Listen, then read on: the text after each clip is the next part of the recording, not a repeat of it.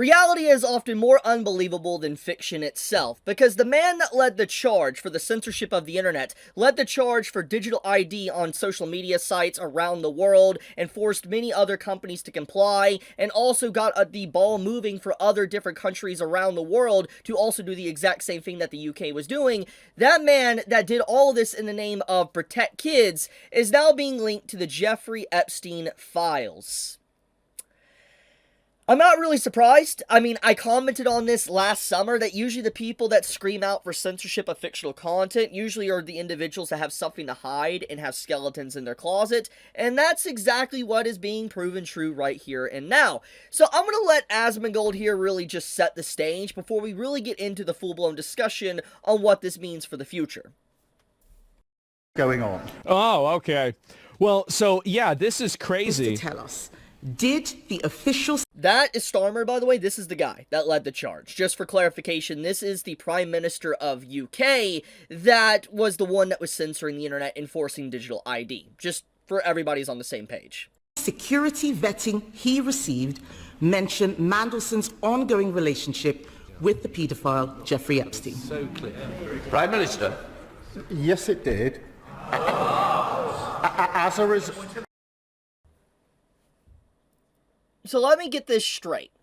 This man just straight up admits that he appointed someone in a position of power as the ambassador to talk with the United States, and he willingly and knowingly knew that the individual he appointed didn't just already have 2 violations that got him removed that was not good, but he appointed an individual that also was willingly in contact even after the conviction that Epstein got. This man right here is straight up compromised. And I think that this right here, the reaction that the entire room has here is just, honestly, it is the exact reaction I think anyone would have. Just listen to this again. Yes, it did. As a result... Well, listen to him, like, getting, like, startled. Idiot.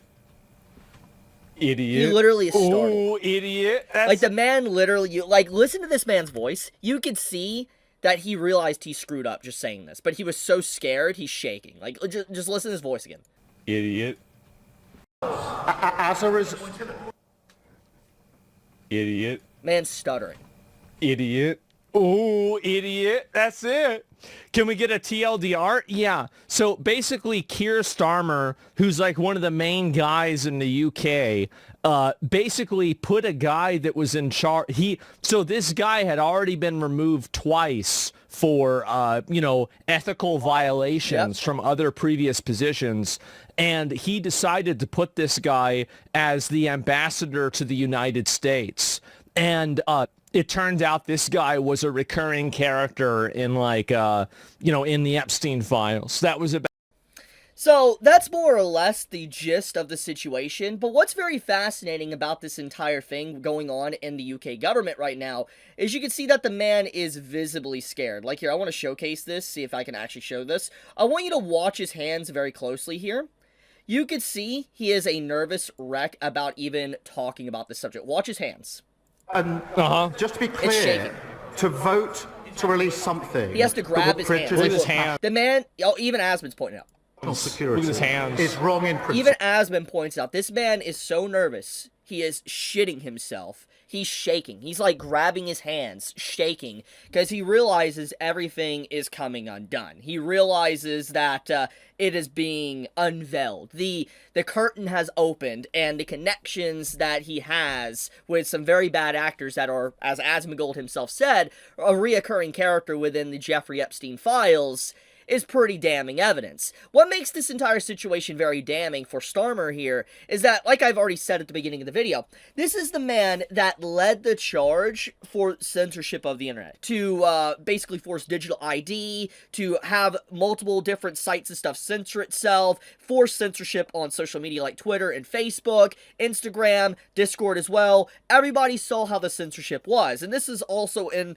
part we saw what payment processors were doing as well. But one of the big driving forces of this was definitely the UK government, and Starmer was the front and center head of the wheel causing all of this. And it was very clear that it was anything but protecting kids, because within days after this happened, which I covered in other videos, this man straight up initiated a police task force to monitor people and throw people in jail for memes that offend people. For instance, if you put a meme out there on social media that might be slightly offensive, you would potentially have cops show up at your door and arrest you. There was a grandma within UK that had cancer and had cops come to her door and straight up threaten her with arrest because of a meme she posted on Facebook. I showed that video clip like months ago, but the point here is that they are using police resources to censor people, stop people from having the wrong think. You need a license for certain things, that type of meme, being a nanny state overall. This post right here from Starmer has aged so considerably. Like, read what he said back in September of 2025, the height of when everybody was talking about this censorship. I won't shy away from decisions to protect kids, even if there are predictable cries of nanny state. We're stopping shops from selling high caffeine energy drinks to under 16s so they could turn up to school ready to learn. So this happens after a bunch of allegations with, like, the gangs that are harming people within the UK, you know, and the UK is actively just ignoring, so to speak. And then there's news articles and even protests about situations like this that are being completely ignored in the UK. And if you even talk about this, you were labeled a terrorist. They literally outlined that if you were even talking about immigration, illegal immigrants and stuff like that, you could be labeled a terrorist. So the entire situation has obviously been about control and censorship for a while, not about just, protecting kids. And it was just used to negate and try to use optics for it to shut down any conversation around this topic. And I've already mentioned this many times. When you have to use the slogan of protect kids or think of the children to get stuff passed, it instantly shuts down any rebuttal to it usually, because it's like the normal circumstance here in a normal conversation,